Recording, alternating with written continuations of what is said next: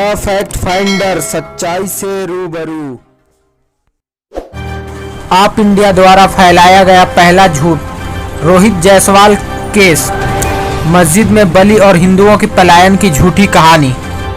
तमिलनाडु सरकार ने मंदिरों से मांगे 10 करोड़ ताकि मस्जिदों में बांटा जा सके फ्री चावल।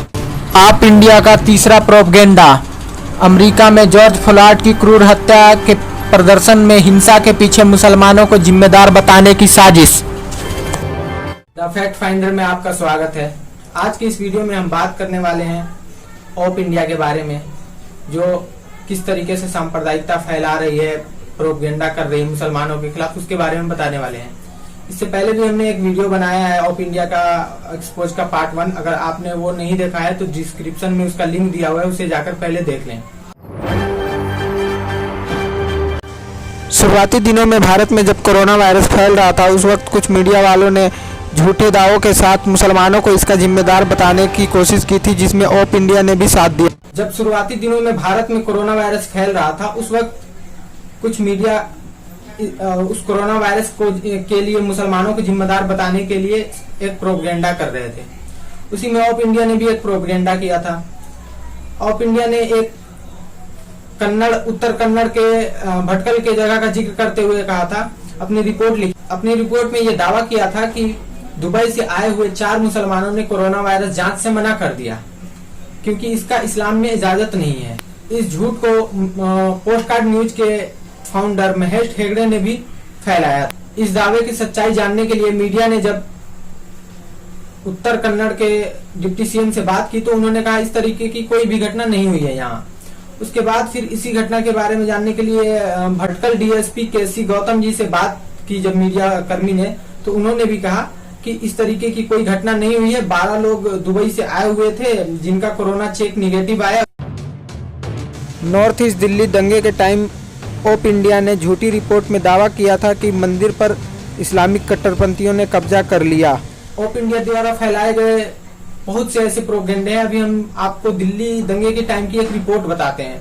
27 फरवरी 2020 को जब नॉर्थ ईस्ट दिल्ली में दंगा हो रहा था, तो ऑप इंडिया ने अपनी एक रिपोर्ट में दावा किया था कि चांदबाग के मंदिर के ऊपर, शिवा मंदिर के ऊपर इस्लामिक कट्टरपंथियों ने कब्जा कर लिया और मंदिर को तोड़ दिया और मंदिर के छत से हिंदुओं को गोली मार रहे हैं। ऑप इंडिया की इस रिपोर्ट को बीजेपी आईटी सेल के प्रमुख अमित मालवीय ने भी ट्वीट किया था।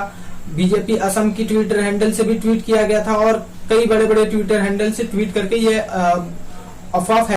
न्यूज लॉन्ड्री ने जब इस खबर की जांच की, तो ये खबर पूरी तरीके से फेक साबित हुई। न्यूज लॉन्ड्री ने जब इस खबर की पड़ताल करने के लिए उस मंदिर के पुजारी, जो कि वहाँ 22 साल से मंदिर की सेवा कर रहे हैं, उनसे बात की, तो उन्होंने बताया कि इस तरीके की घटना नहीं हुई है। मंदिर के छत पर हमारी फैमिली रहती है और मंदिर पर किसी तरीके का कोई कब्जा नहीं हुआ था और न ही मंदिर पर कोई हमला हुआ। 25 जुलाई 2019 को ऑप इंडिया ने अपनी एक रिपोर्ट में दावा किया था कि मुसलमानों के खौफ से 150 हिंदुओं ने किया पलायन। ऑप इंडिया द्वारा फैलाए जा रहे एक और झूठ के बारे में हम बताने वाले हैं आपको कि ये अभी से नहीं, ये बहुत पहले से प्रोपगेंडा फैलाती आ रही है। 25 जुलाई 2019 को ऑप इंडिया ने अपनी एक रिपोर्ट में यह दावा किया था कि बरेली उत्तर प्रदेश के मिल्की पिचड़ा गांव, जो कि मुस्लिम बहुल है, वहां पर हिंदुओं को अपने धार्मिक कर्मकांड करने की इजाजत नहीं है। अगर वो ऐसा करते हैं तो उनकी बेटी बहू को अगवा कर लिया जाए। इस खबर की सच्चाई जानने के लिए सबरंग इंडिया ने जब पड़ताल की, तो यह खबर फेक पाई गई। कोई इस तरीके की घटना नहीं हुई है। मगर देखिए कि किस तरीके से झूठ और अफवाह के दम बिना पे जो है नफरत फैलाई जा रही है इस देश में, और वो नफरत मीडिया के द्वारा फैलाई। हम आपको जो बताने वाले हैं उसे सुनकर आपको हंसी आएगी, थोड़ा अजीब भी लगेगा।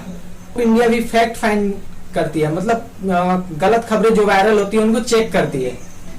सुनकर आपको थोड़ा अजीब लगा होगा कि जो अफवाह फैला रहे हैं वो लोग अफवाह को चेक कर रहे हैं।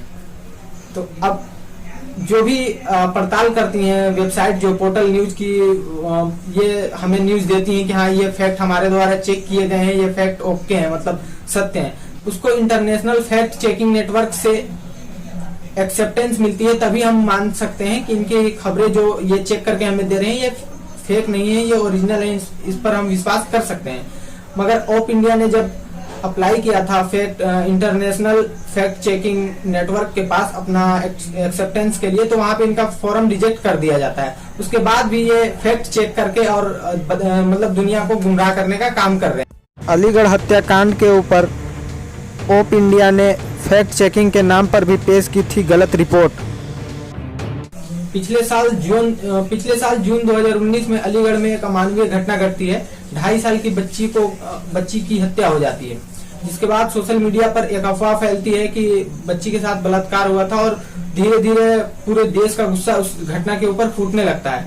यहाँ पर भी वही होता है कि मुसलमानों के खिलाफ एक नफरत फैलाई जाती है। पुलिस जांच के बाद पुष्टि करती है कि ये मामला आपसी लेन देन का था। पैसे को लेकर बच्ची की गला दबाकर हत्या की जाती है। बच्ची के साथ बलात्कार नहीं हुआ था और इस केस में जाहिद और असलम नाम के 2 आदमी को एनएसए के तहत गिरफ्तार करती है। अल्ट न्यूज ने एसएसपी के बयान पर अपनी एक रिपोर्ट लिखी थी और ये बताने की कोशिश की थी कि इसमें धार्मिक मामला एंगल नहीं है और इसमें बच्ची का जो है गला दबाकर हत्या किया गया था। उसके बाद ओप इंडिया ने अल्ट न्यूज के रिपोर्ट को गलत बताने के लिए अपनी एक रिपोर्ट लिखी थी। इसके बाद देश में एक सांप्रदायिकता फैलाने की कोशिश हो रही थी, जिस पर अल्ट न्यूज ने अपनी रिपोर्ट लिखकर और ये बताया कि इसमें धार्मिक एंगल नहीं है। आप इसी तरीके की अच्छी और सच्ची पत्रकारिता पसंद करते हैं तो इस वीडियो को शेयर करें और चैनल को सब्सक्राइब करें।